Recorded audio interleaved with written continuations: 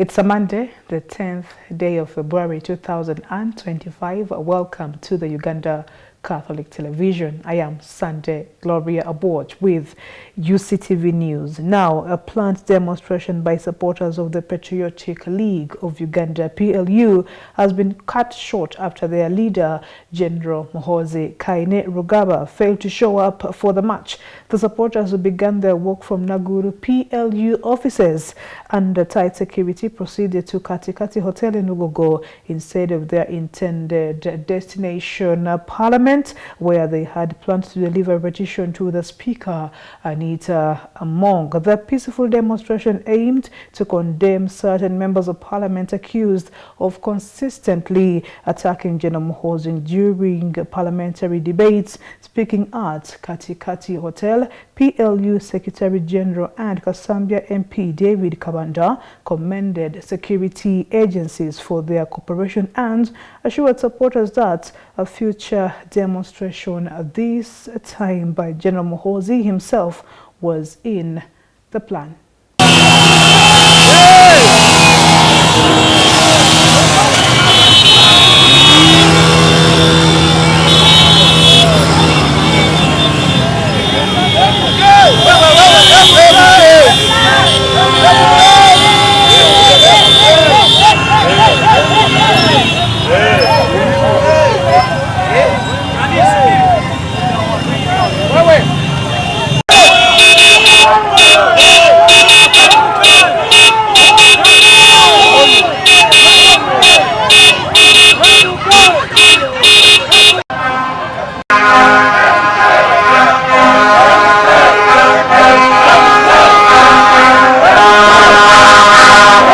Now, mugenda kuzikiriza, first of all, mbategeze nti General Muhoozi Kainerugaba olunaku olwaleero ennaku z'omwezi nga 10 yatulagira ffenna tumakinge naye kugenda ku Parliament. Naye tasobodde kubeerawo, ate bw'aba taliiwo ku Parliament tetutuuka. Kati atusabye ne tumusaba naffe tutukome wano mu nnaku ezitali za wala, agenda kutegeka naffe ffenna tulumbe naye mpaka ku Parliament. Kubanga tetuyinza genda ku Parliament nga mukama waffe takola ki? Naye kino era kimala okulaga nti ffe ng'abawagizi ffeka tusobola okumakinga peacefully nga tukiriziganyiza ne police, ne tutuuka wano nga tetulina gwe tukubye, ne tulaga obutali bumativu bwaffe.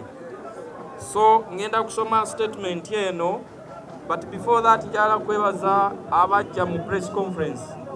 Mukyalo ono Farida Nakarawa ne be yali namwe, tuli basanyufu, mwebale nnyo, mwebalire ddala abaggulawo press conference eyo n'olutalo luno, mwebale nnyo.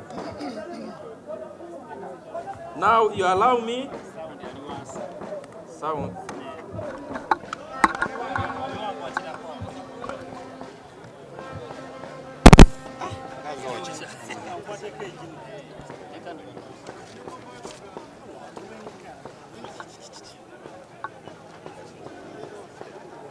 Today, February 10th, 2025, we, the supporters of Patriotic League of Uganda, have gathered to march and express our displeasure at some members of Parliament who have made it a habit to attack the person of General Muhoozi Kainerugaba, our chairman, who is also the chief of Defense Forces.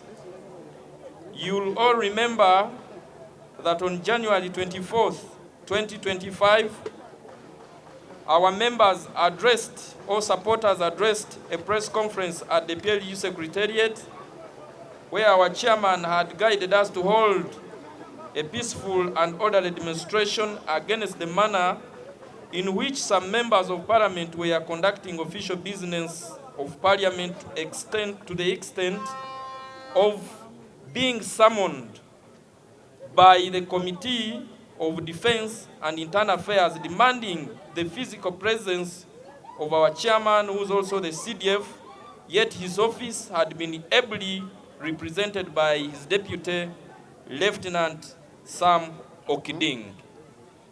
We therefore wish to thank all those who have managed to come and show solidarity to our chairman against those that have been making unnecessary and abusive attacks against him. Our massive march makes a big statement that those who have been attacking our chairman and those who intend to do the same, the Mass Patriotic League of Uganda force will vehemently deal with them accordingly. This should also serve as a stern warning to all, including those outside Parliament, who have always made unnecessary personal attacks against our generational leader, General Muhoozi Kainerugaba. We shall always be there at all times to protect his hard-earned reputation.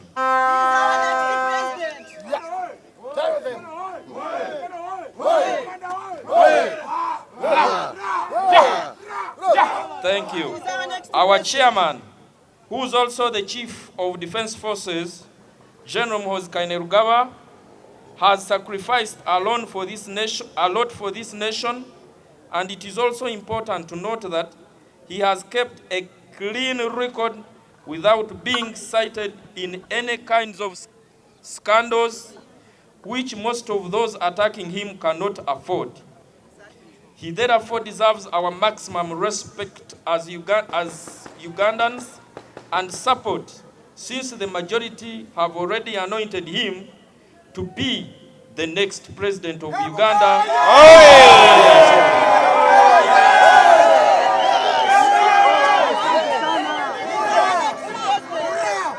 Once again, we wish to take this opportunity to thank all our supporters for exhibiting the highest levels of discipline throughout the march, hence demonstrating the possibility of holding peaceful and orderly demonstrations without disrupting business or causing violence. Thank you, PRU!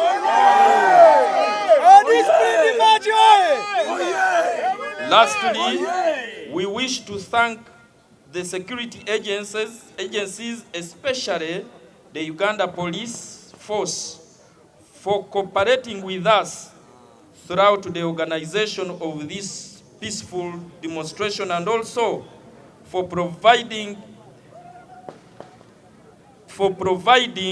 protection to all our supporters. We are so grateful to you, Uganda Police.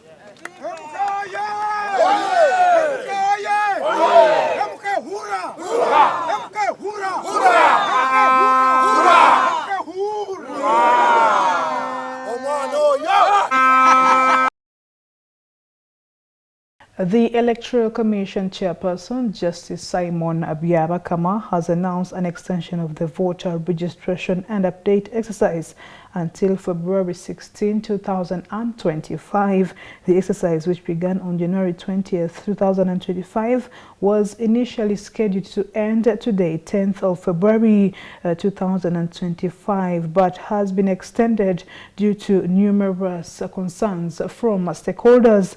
Among the challenges reported were limited registration keys from the National Identification and Registration Authority, NIRA, frequent breakdowns of registration equipment, slowing down operations, high turnout at registration centers, causing delays.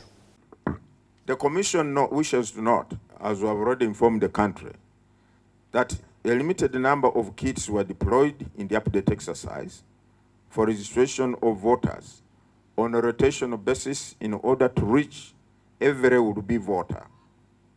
To date, update centers throughout the country are still characterized by high numbers of applicants lining up to register as voters or to update their particulars. In fact, before, as I was walking down, I received a call from a member of parliament from one of the constituencies who is down on the ground. They were saying there are huge crowds or numbers of people at one of the centers where he was. Cases of machine breakdowns slowing down the update exercise due to frequent malfunctioning have also been reported. However, in spite of the challenges faced since the commencement of the exercise, as of today, 361,432 new voters have been added to the National Voters Register, while 292,021 applications for transfers have been made. This figure, however, does not include the learners who are registered by NIRA and whose data is still being processed. As you are aware, in 2021, the National Voters Register had 18,103,603 registered voters. Since then, the Voters Register has been updated through voter registration exercises in electoral areas where the Commission has conducted parliamentary and local government council by-elections. Further, the Voters Register has been continuously updated by extracting the voting particulars of citizens who have been registered by NIRA and verified as citizens on a continuous basis, and have provided a preferred polling station either in the parish of origin or parish of residence. As of today, the National Voters Register stands at 19,925,574 voters. As you may have heard and have been reporting, some key stakeholders in the electoral process have requested that more time be given to the update exercise for a comprehensive coverage of eligible citizens to be registered for purposes of voting. The Commission, taking into account its observations in the field and assessment, as well as appeals from stakeholders, among various reasons, has therefore decided to extend the update exercise for a period of 7 days, starting tomorrow, Tuesday, 11th February, and ending on Monday, 17th February, 2025.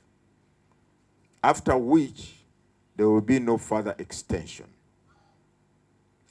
During the extension period, the exercise will continue to be conducted at update stations, starting from 8 a.m. to 6 p.m., as has been the case, every day, including weekends. So there will only be one weekend, the next weekend, before the extension expires. The Uganda Martyrs University over the weekend inaugurated a new university council, welcoming new members and honoring the outgoing council. The outgoing council Vice Chair Professor Vincent Bajire expressed gratitude for the smooth transition and solid foundation left by the previous council. We've ushered in a new council for the university that is going to have a 3-year mandate with a possibility of extension for another 3 years, which is 6 years. This has been done after an induction of the new members that also included the outgoing members. Now, a university council is what you would call in a corporate organization the board of governors or the board of directors. These are strategic leaders. They offer strategic governance and strategic leadership to the university. And the Uganda Martyrs University Council is well constituted with representation from all the 4 ecclesiastical provinces of the Catholic Church in Uganda, from the professional bodies, bringing together the Ministry of Education and Sports, the Institute of Certified Public Accountants of Uganda, because this is an organization that needs to look at its financial management very critically. And we also get representation from institutions of higher learning, universities and others, so that we can cross-pollinate the ideas. And that has helped the Uganda Martyrs University to remain stable. The new council comes in with a new set of ideas that we are looking forward to, that will steer the university, especially now that we've recovered from the immediate after effects of the COVID pandemic, which was a testing moment for all institutions of higher learning, and that we are now also embracing the very rapid development in technology with the Gen AI and other developments coming in that impact on education, and also endeavoring to buttress the corporate governance in the higher education sector. So these are key things we are looking forward to the new council to guide the university through. And indeed, as Uganda Matters, we make the difference, and we are sure they are bringing the difference with great competence. We have deliberated a lot in the last 6 years I've been on council on the growth path of Uganda Matters University. How does it build its programs? How does it build its systems? How does it build its academic proficiency? And importantly, how does it appear in the outside world? And so we have developed a number of policies, a number of guidelines, a number of practices that we have given management to ensure that the university is growing and is known. And therefore we can note that during my mandate, not only as vice chairs but as a member of council, the university has continued to run normally throughout the semesters and throughout the academic year. We were hit badly by the COVID pandemic, and we had to make very, do I call them painful decisions? Decisions like cutting people's salary, suspending payments, suspending allowances, and almost suspending the future because we do not know whether we will reopen or not. Nonetheless, there were some lessons that we learned that I can quickly note. We learned that going digital was very important, and so council agreed and passed the resolutions on hybrid teaching, on hybrid meetings, on even a lot of examination online. Some of these things were not known, but when you go to ODEL, the online delivery methods, which was given to us by the National Council of Higher Education, was quick to adopt. And actually, is on record as one of the first universities in the country to adopt the ODEL system, the online delivery of teaching and examination. And we did it very well. We did not have incidences of people have copied, people have used the, other systems to get the marks. We did it very well. And so it has now been grounded. That's one of the impacts that I can talk about. We have also been concerned about staff development. As an academic myself, you note that I'm a professor of strategic management. I work with Mackay University Business School. But as an alumni and a member of Council of I have wanted to see academic growth. And so I've been emphasizing the issue of research, the issue of staff promotions, and the issue of staff getting grants, being involved in the growth of the university. A university cannot sustain its operations on tuition only, but it is usually upon academic staff to do research, to gain grants. We have heard of where in our sister institutions where a professor gets a grant of $1 million US, 1 million euro. That's a lot of money. It can do a lot of basic things within a university. Let's continue with UCTV News. The incoming Guild President of Victoria University, Kauka Emmanuel, has shared insights into his leadership vision and plans for the students' body. During an exclusive interview, he addressed key questions about his preparedness, governance approach, and priorities for the Guild government. Hello viewers, my name is Hauha M.A. Emmanuel, and I'm the Guild President-elect of the 8th Government of Victoria University.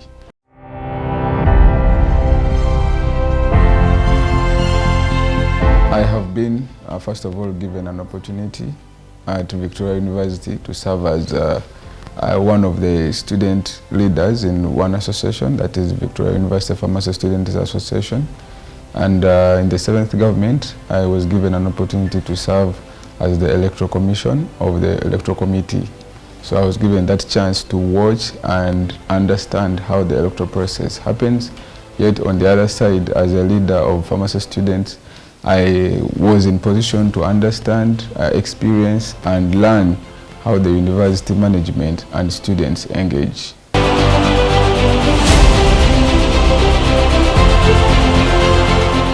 I plan on doing that, first of all, through diplomatic engagement with the university, but I will not do that alone. Of course, there is a guild cabinet that works hand in hand with the guild representative council. So over time, we are going to have official engagements with the management, and we always bring forward the voices of students.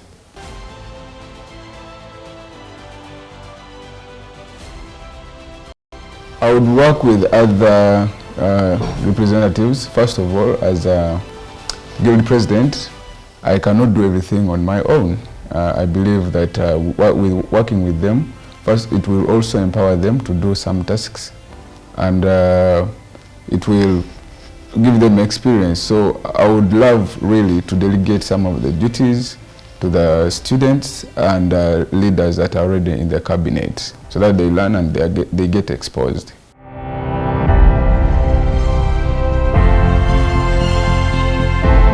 Well, Victoria University is by and large an online-based institution. That means that most of the studies are done online and at convenience of different locations. You can do that while you're at home, you can do that while you are anywhere, even at your workplaces. I'm glad to know that Uctv has one of the students at Victoria University. So I believe it gives them that chance to have experiential learning and work integrated learning. Meanwhile, on the other hand, the gap I would really identify is religious affairs. I would really want our students to have religious welfare. Over time, through collaborative efforts, even with Uctv, as I'm here, I believe that we can have an engagement where our students can have Mass or Thanksgiving as we try to uplift their spirits and forward them to the Almighty God.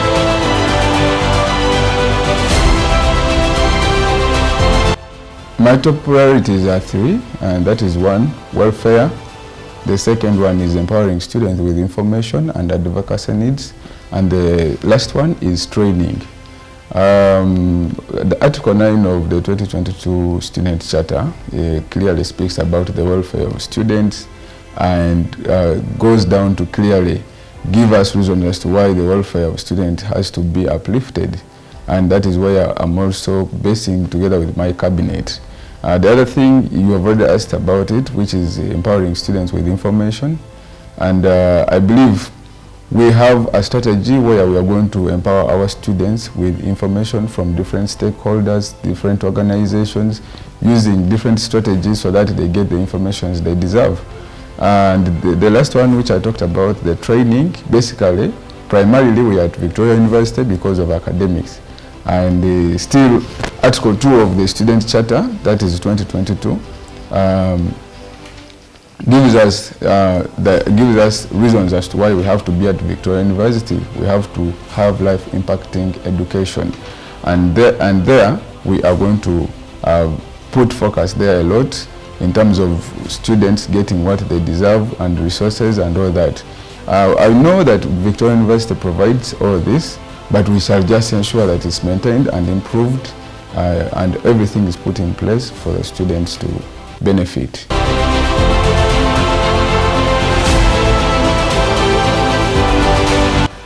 Students of Victoria University, I would love to first of all appreciate this opportunity that you've given me to lead you as a guild president of 2025 to 2026, that's the 8th government. I would love to only tell you that our leadership is going to be student-centered, and it is a leadership that is going to rely on God.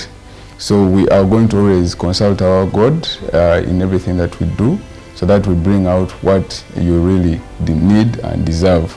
And lastly, Warren Bennis once said that leadership is the capacity to translate a vision into reality.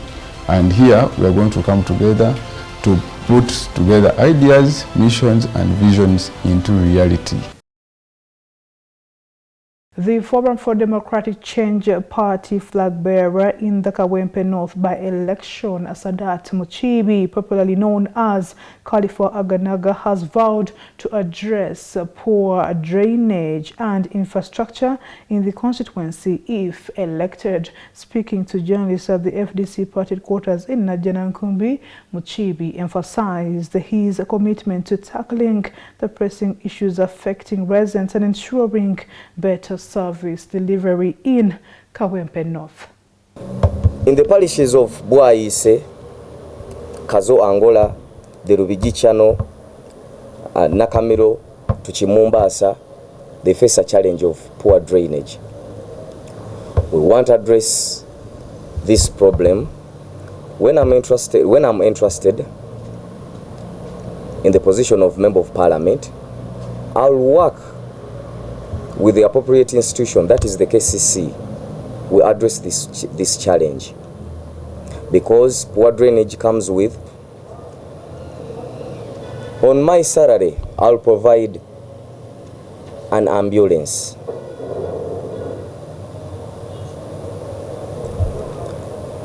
I'll mobilize and we provide mobile clinics so that people can access health services from wherever they are. These mobile clinics can help solve or tackle the challenge of diseases that come with the poor drainage system, mostly in the rainy season. There are so many other talented youths there, and Kawempe is comprised of almost 75% of the youths dealing in art. These people have been surviving in this disorganized industry, operating without the corporate. If I'm elected and when I'm a member of parliament, I'll advocate for the passing of the bill, the corporate bill, so that our sector can be transformed into a successful sector. People in Kawempe, they don't have land that they are going to deal in farming. Like I said, current problems with current solutions. We want to empower them through these small groups. When the chapati vendors are given, they are empowered with some money, with a low interest rate, almost 0%, because our country is a rich country. Zombo resident District Commissioner Festus Aikobua has called on locals to actively combat corruption, particularly in government initiatives such as the Parish Development Model and Emyoga. Speaking during the 44th Tarehe Sita commemoration in Paida Town Council, Aikobua condemned reports of manipulation in beneficiary selection, where some officials allegedly replaced legitimate recipients with their preferred individuals, including listing living people as deceased. Festus highlighted challenges facing the PDM program in Zombo, citing allegations of extortion by the parish chiefs and SACCO leaders, and urged residents to remain vigilant in exposing corruption. Zombo Resident District Commissioner Festus Aikobua is rallying the locals of the district to join efforts in fighting corruption, especially in government programs like PDM, Emyoga, among others. He made this revelation recently during the commemoration of 44th Tarehe Sita in Paida Town Council, Zombo District. This follows recent reports by concerned elders in the district that some leaders have been replacing legitimate beneficiaries with their own preferred individuals by listing the names of living individuals among the deceased. We need to do is to support now the war that the UPDF is now fighting through His Excellency. That the poverty which is big in our pockets, the poverty which is in our homes, must now become a history as the peace prevails. And of course, I am aware that when we said we have a peace and there is no food at home, there is no peace. What is caused by insecurity can even be poverty. So that we have really fought the war, which was disorganizing us. We have already fought even the leadership, the poor leadership. Now we need to sit together and say that we must provide now money or transform this country through money economy. And which government of Uganda is doing very well. Because I can see it is only the Africa in Uganda under the leadership of His Excellency that we can see a government bringing cash money to be given to the community, to individuals, not even a community, to individuals to really liberate them from poverty. Under PDM we are given 1 million, and that is the war now that the country is really trying to fight. His Excellency, with the army that today we are celebrating, is fighting. Aikoboa added that the PDM program in Zombo district has faced challenges including allegations of extortion of money by some parish chiefs and circle leaders. He further urged local leaders and religious leaders to preach against corruption in their churches. And even elected leaders to now walk the talk together with His Excellency. That we have now peace, the peace in our pockets, the peace in our families, through the socio-economic transformation must prevail, that people must now go out and make money. And I want to really thank those who are doing well, especially the business community, that the country is where we are today because we have also got a lot of support from the community who are developing this country. And as the leaders and the security chairperson and even a team from here, we have pledged that we will continue working together with the community and even all those who are doing enterprises, different entrepreneurs, to say that this Zombo district develops as a better place for all of us to live in. The parish development model launched by President Yoweri Kaguta Museveni aims to mobilize 17.5 million Ugandans from 3.5 million households. It seeks to empower communities to take charge of their development, ensuring sustainable poverty alleviation at the grassroots level. With that, once again, we are going for a break. UCTV News continues after these messages.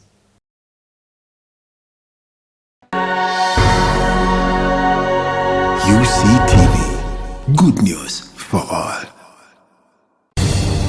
Radio Purchase, the best value-based community radio in Eastern Africa, running 24/7 with professional staff and solar energy backup of up to 500 kilowatts peak. We rock the whole of northern Uganda and the world using 7 languages on 90.9 FM and 94.5 FM in Arua on Ediofe Hill, 99.7 FM at Moyo on Adua Hill, 101.4 FM at Fogod in Gulu, and online at www.radiopurchase.org or download the Radio Purchase app from Google Play Store and Apple Store. Radio Purchase, peace of Christ for all. Thank you very much for keeping it here on the Uganda Catholic Television. Still with stories from up country, Nebi's resident District Commissioner Robert Abacha put Namthin primary school teachers on the spot over widespread absenteeism which was exposed during his impromptu visit to the primary school. Abacha found that several teachers were absent during the first week of the school reopening, a recurring issue that has negatively impacted the quality of education in Nebi municipality. The Nebi Resident District Commissioner's recent visit to Namthin Primary School, a government-aided school in Nebi municipality, revealed a disturbing absence of teachers on the first week of school reopening 2025. This is not an isolated issue, as the district has been grappling with the teacher absenteeism and related problems. During a prompt visit at Namthin Primary School by Nebi Resident District Commissioner Robert Abak on 7th February 2025, it was discovered that the school has struggled with teacher absenteeism, which has affected the quality of education. After his visit at the school, the RDC ordered the teachers to report to his office for statement. I want the mayor or the inspector to be with you early morning. Each teacher must record statement. Without that, hand them over to police straight away. Hand them over. Because that is corruption. Truancy is corruption. You are out of where you are supposed to be without explanation, and you want us to pay you. Is that not corruption? Don't think corruption is only stealing money, but also cheating us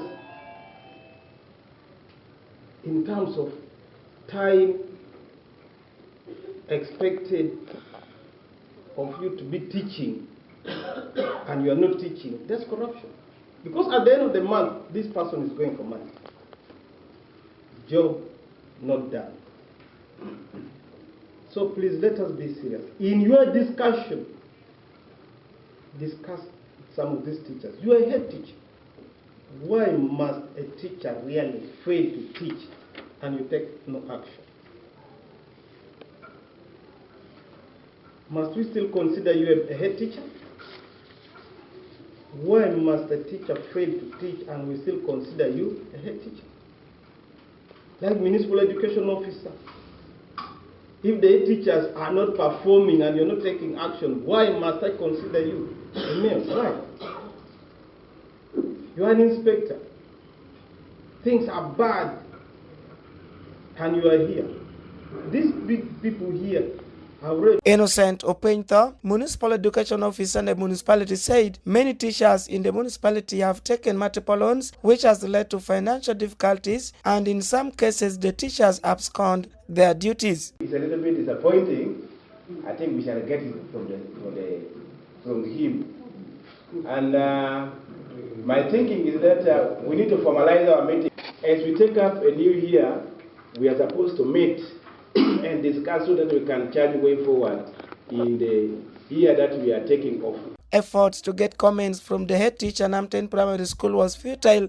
At the time of filing this story, as only 2 teachers were found in the school on the first 1 week of school reopening. The RDC's findings highlight the need for urgent attention to address these challenges and ensure that learners in Nebi receive quality education. And finally, in our local scene, Zombo district has belatedly celebrated NRM Liberation Day, an event originally scheduled for January 26 but postponed due to unforeseen circumstances. Now, during the weekend celebrations at Wa Town Council, district leaders and NRM officials emphasized the party's achievements and ongoing commitment to the people of Zombo. Honorable Esther Afoyo-Chan, the Zombo woman MP and guest of honor, outlined key development projects including infrastructure improvements, healthcare advancements and education initiatives spearheaded by the NRM government. Zombo district has celebrated the National Resistance Movement NRM Day belatedly. The event, which was initially scheduled for January 26, was postponed due to unforeseen circumstances. During the celebrations over the weekend at Wharton Council, Zombo district, the district leaders and NRM officials reiterated the party's achievements and commitments to the people of Zombo. Honorable Esther Foshan, Zombo district woman member of parliament, was the guest of honor, highlighted various development projects including infrastructure development, healthcare and education initiatives under the NRM government. We were celebrating the 39th anniversary, 4 years that NRM has been in power. And Zombo being a stronghold of the NRM party, we had to make sure that our people know what the government is doing. Many times as leaders, we do not have time to sensitize them or even make them aware of what government is doing. In his speech, the Zombo District NRM Chairman Tom Joram emphasized the importance of unity, peace and stability, which he attributed to the NRM's visionary leadership.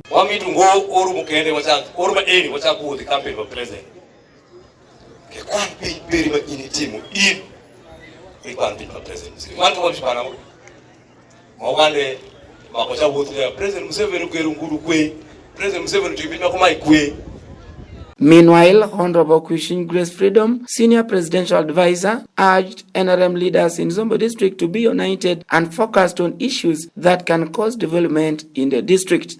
We have to thank the NRM office because they are doing a great work. They have made the NRM visible on the ground. And because of that work they do, it's not just visibility. We also have good results for voting for NRM party, for the president and all the members. And so what we need to do is to think deeper and see what are our achievements as NRM party, as the party in government. The roads, the schools, the water points, the health facilities, and all these things are being done by the NRM. And so we praise the president, we praise all of us leaders, because without the leaders, right from the grassroots, these things cannot be implemented. I want to encourage the people of Zombo to be proud of the party, to be proud of the achievements of the party, and to be proud because we have peace, and so we can do anything. And as you see, the policy of government is now to bring development, economic development into households. These other infrastructure projects are there, and they'll be there. The government will always do it. But we should take advantage of it by empowering ourselves economically. And that is why I also praise the NRM party, the president, for coming up with PDM. PDM is giving funds, money to the household. If we use it well, we shall get out of poverty. Being in poverty is the most embarrassing thing we can have in this era. And so when we work hard with the help of the government, we shall do better. Honorable Gabriel Ukumu, Member of Parliament of Koro County, lauded NRM government for peace and stability in the country and called upon other leaders to join hands in protecting the peace in Uganda. Because we tasked him that along the border, because of the issues which is happening in Congo, we are at a very high risk. But what I would like to assure the people is that UPDF is standby. They are very alert. They know the risks which are along the border. But for our people, how are we going to help the security of Uganda? We are going to help them by being very alert. If there are issues of suspicion, please alert the security forces in order for them to be able to help us timely.